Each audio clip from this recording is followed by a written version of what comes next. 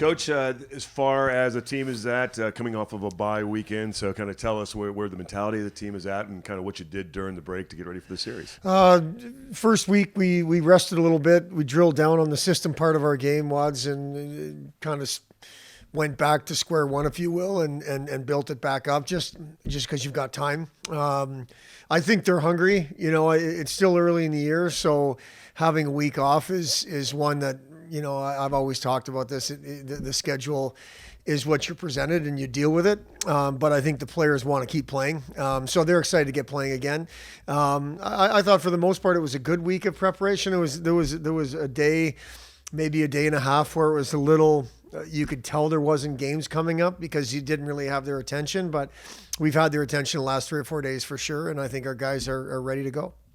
Before the last game, you had also mentioned as well that this wasn't necessarily a bad time. It might seem weird to have a bye just 3 weeks into the season, but it wasn't necessarily a bad place to have a bye because of all the training camp, all the work, the prep work that went into the season. Yeah, I don't get too caught up in it either way. That's where I was coming from with that.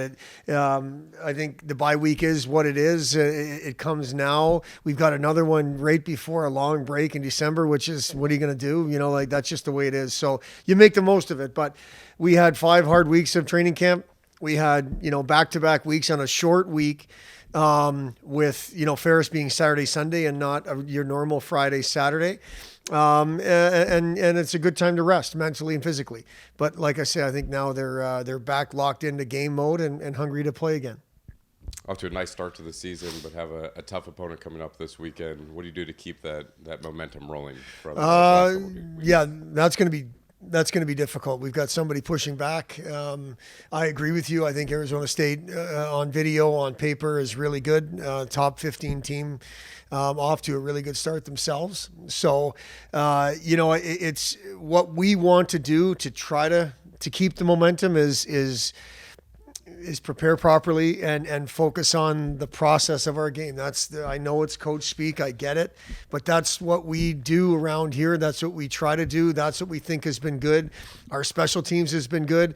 They're coming in with one of the top power plays in the country. Our power play has been pretty good. They can kill penalties and they've got a great goalie. You know, so we're going to have somebody pushing back. Probably very similar to what our league is going to look like in a couple of weeks here when we start league play, in terms of their talent at all 3 positions, because Arizona State has a bunch of it. So we're going to focus on ourselves. Hopefully our play will continue. I would say we'll probably be a little rusty until that first TV timeout, just because we haven't played. But we definitely want to be locked in mentally, and then we get to our game speed, our game conditioning, and all that stuff quickly. But that's the only thing we can do in terms of trying to keep momentum going in the right direction, is just take care of ourselves. Coach, you talked a little bit earlier in the year about your sophomore class, hoping they step up and make even more contributions than they did last year. How do you feel those guys have done so far? Without overstating it, I'm not sure that we would have expected them to be where they are right now, in a positive way. They've all contributed. Unfortunately, Frankie's a little bit banged up right now, so I don't know if he's going to play this weekend or not. But all 9 of them came back in great shape. They were mentally ready to take that step. And then physically, we've seen that they're taking that step. I continue to say this. Our challenge as coaches is not to put too much on them. They've all played 4 games their sophomore year. So these aren't wily veterans. These are guys that are still trying to figure it out. But we've got the sophomore line playing together. Mess seems to be playing some good hockey. As I said, Frankie and Mess had been found some chemistry. Those 3 defensemen are doing great. So we just want them to keep going and not get too far ahead of themselves. But to this point, I think they've done a nice job of taking the momentum they created in the spring individually through the summer and what they did in training camp into the regular seasons at this point. We talked about the sophomore class last time, and you also highlighted that it's really a top-to-bottom thing in terms of your scoring production. You guys continued to score a lot over that last weekend series. After our last press conference, do you think that this team has really taken a big step offensively from last season to this season? Why do you think that is, if so? Well, I think the snapshot's too small myself. I think 4 games is too small. To this point, we've put some goals up. I'm not a math major, but I think we've averaged 4 goals a game because we've scored 4 goals every game, basically. So I think our power play's gotten off to a good start, and I think some individuals have gotten off to a good start. I like our 5-on-5 O-zone play. A couple things with that. One, we're spending more time in the O-zone, which means we're spending less time in the defensive zone. That's a collective effort. So we 100% wanted to spend less time in our own zone. This weekend coming up, we are going to get challenged probably to the highest level we've been challenged so far in the season, in terms of trying to shut down this group of forwards and this team 5-on-5 offensively, this Arizona State team. So we obviously want to score more goals, put less pressure on our goaltending. There's been way too much pressure on our goaltending the last few years in terms of, if I give up 2 goals, we're not going to have success because we don't score enough. I think it's been everybody taking a step. The sophomores, the seniors. Barb's is off to a nice start. Fletcher, Daskus, like that kind of thing. I think Ryan Sullivan has hit the ground running with this new group. So I do think it's been collective. And then the back end. I think our D-core has been involved in the 5-on-5 offense. Whether it means points or not, they're helping us at the offensive blue line or on the rush or whatever it is. So I just think it's been everybody taking a step up. But from a system piece, we've tried to put in place, we need to spend less time in our own zone. How do we do that? And then ultimately that's going to equate to us spending more time in theirs. And to this point, we've done that. But like I say, you look at the next little stretch of schedule here. We're going to get challenged in all 3 zones by these upcoming opponents, and that starts with Arizona State this weekend. Coach, you're lucky enough to get a couple fifth years back, Captain Jack Clement, Logan Neaton. How do you think those guys are going to help you as you do get into that tough stretch coming up? They've first of all, they've been amazing to this point. When you think back of the spring of 23, there was some instability because of a transfer portal guy here and a transfer portal guy there leaving the program. Those 2 boys brought some stability at that time. That was first thing. Throughout the summer, they took the leadership role, which they both have earned and are great at very seriously. And then we got to training camp, and they've just picked up where they left off, if you will. They've been both great. What we're trying to do with Neats, because it's such a unique position as the goaltender, is have him not put too much on himself and try to worry about everybody else, because he is that type of boy. We still want him to take care of himself, which to this point he's done a nice job. Clement is in his 2nd year at the role as the captain, and he's done a great job. What I think they're both great at is staying positive through adversity. I'm not saying that that's what we're walking into. I'm saying they've proven that in years past around here.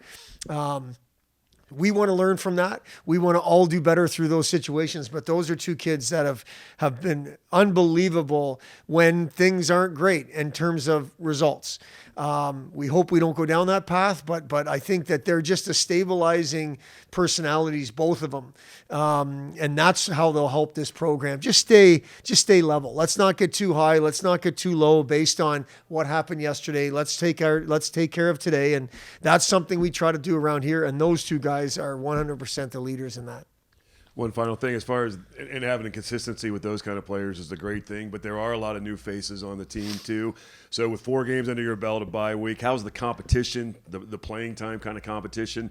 There's guys obviously that want to be on the ice more than they have been to this point, and maybe how does that kind of all work itself out? Well, let's look at all 3 positions, Wads. I think up front, with Nielsen going down early, that hurt our depth. But there is some competition there, but we think our forwards have played pretty good. Where the competition has probably been the most difficult is the back end. Those 9 kids, and Rydqvist has only played the 1 game as the freshman, but he is showing that he's right there. So we've got 8 guys that have all played college hockey, and he's the 1 guy in the back end that haven't. So there's some really good internal competition there. And then just recently, Bruno got his amateurism worked out and his eligibility. So the depth in goal. I mean, Carter McPhail has been pushing the envelope. Obviously, Neaton's gotten off to a good start. And now you add Bruno in that, who we've recruited to kind of be the next wave of our goaltending. So I think that internal competition, any of the top programs have internal competition. We think we've got internal competition. We need to stay healthy, but it's been, I think to this point, of 4 games, the back end has been the most difficult because all 9 of those guys are capable. Up front, there's been probably some consistency with the lineup if you look at it. Maybe a name or two has been changed, and then in goal it's been Neaton. But now I think the competition level in all 3 positions is going to go up, which is great. After a bye week, Hampus, let's kind of talk about where the team is at right now. How did the off week go, and getting ready for this upcoming weekend against Arizona State? Yeah, the off week was more getting the bodies ready, keeping the bodies where we're at right now, and then now we're getting ready to play for the weekend and our ASU. 3-1 to start the season there. What was there any mindset like we just want to keep this rolling, and a bye at that point when you have a little bit of momentum going your way? But yet, like Coach Bergeron had said before the series last time, that you guys have been going pretty hard at it with training camp before this as well. So there was maybe a good chance for a bye. Yeah, absolutely. We've been trying to keep it up, keep up the pace. Like you said, we've had a pretty good start to the season, and we don't want to dip down too much, and we don't want to go up too much either. We want to keep it where we're at and tweak the little details that we can.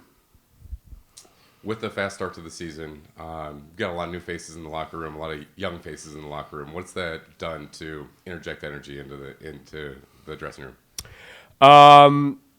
Well, we do have a lot of young people, but I feel like it's more of a team. They're all talking, they're all doing their things, they're all contributing in their own way. I don't really... Obviously, there is younger people on the team, and there's some older, but I see it as a whole team rather than young guys and old guys. Hampus, it's hard to believe you're already a senior. Anything you have tried really hard to improve on coming into this season? Anything personal goals you have for this year? Yeah, I've been trying to just, it sounds weird, but calm down, not try to do too much. But most of it just trying to keep it the same, and obviously preparing to be a senior, to be more of a leader on the team, and to make sure that the team is going the way we want it to go. And heard Coach Bergeron talk earlier in the year about the last year's freshman class. Have you felt those guys have been looking through the first couple weeks of the season? You mean the sophomore class? Yeah, no? this year's sophomore class. It's a big class. It's a big part of the team. So they've been adopting really well to being sophomores. They have more responsibility for the freshmen that we have. We don't have a lot of freshmen, but they're really good. Like I said, they're a big part of the team with that many bodies, so they're doing really good. Through the first couple weeks of the season, you guys have scored a lot of goals, and they've come from a lot of different places. Where have you kind of seen improvement from this team at the start of the year with how much you're scoring? Like you said, a lot of different places. I think there's a lot of contributing from a lot of different players, from a lot of different positions, and a lot of the goals we scored as a whole unit rather than one single performance kind of thing. So I think we're all focused on getting the puck to net and shooting a lot more too. Last series was fall break for the students, so this weekend, expecting a big crowd. What do you feel like that brings to the game when you're able to play in front of the big home crowd? Oh, that brings so much. The first weekend was great too. This week we'll probably have more students, and that's going to be key. Obviously, it's like a 7th player out there, so you're going to have to lean a little bit on the fans, and then obviously we want to give them a good game too. And this will be the first time Miami has ever played Arizona State. So tell me, they're off to a pretty good start as well. What do you know about Arizona State? I won't be. I don't like to focus too much on the teams, but they're a good team. They're a really good team. They had like you said, a good start. It's going to be a tough game. They played some really good games lately. They get a lot of shots, so we're gonna have to play a really good game once again. You've been here a while, so you're starting to feel like home, I assume. But how does it feel to be able to have your parents come from this far from home to be able to come see you this weekend? I always appreciate that. It's they watch every single game at home. They stay up at night to watch every single game. So I think it'd be nice for them to watch a game in a normal time now than in the middle of the night. So no, I love it. It's a comfort having them coming over. I mean, it's my home coming here, so it's gonna be fun.